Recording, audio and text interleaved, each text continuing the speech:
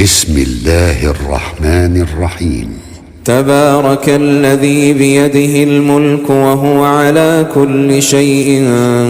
قدير، الذي خلق الموت والحياة ليبلوكم أيكم أحسن عملا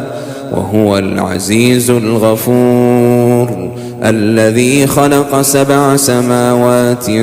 طباقا ما ترى في خلق الرحمن من تفاوت فارجع البصر هل ترى من فطور، ثم ارجع البصر كرتين ينقلب إليك البصر خاسئا وهو حسير،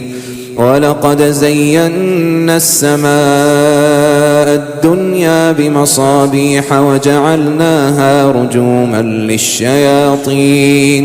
وأعتدنا لهم عذاب السعير، وللذين كفروا بربهم عذاب جهنم وبئس المصير، إذا ألقوا فيها سمعوا لها شهيقا وهي تفور تكاد تميز من الغيظ، كلما ألقي فيها فوج سألهم خزنتها ألم يأتكم نذير، قالوا بلى قد جاءنا نذير فكذبنا وقلنا ما نزل الله من شيء إن أنتم إلا في ضلال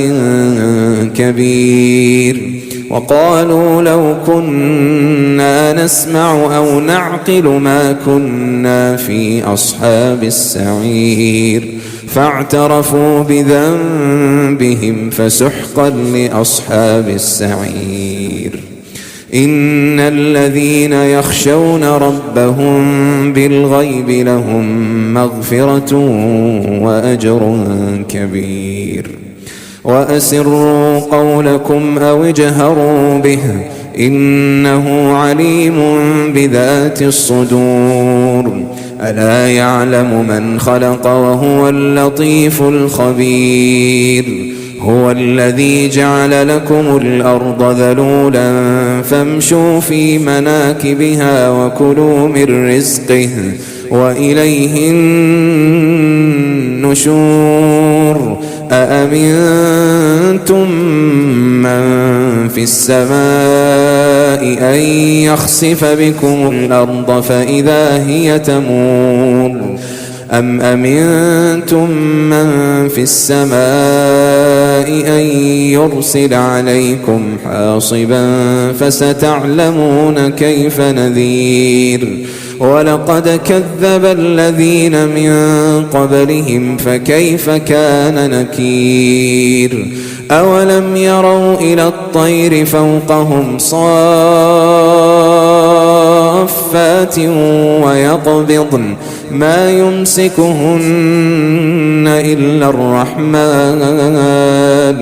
إنه بكل شيء بصير، أمن هذا الذي هو جند لكم ينصركم من دون الرحمن إن الكافرون إلا في غرور، أمن هذا الذي يرزقكم إن أمسك رزقه بل لجوا في عتو ونفور، أفمن يمشي مكبا على وجهه أهدى أمن يمشي سويا على صراط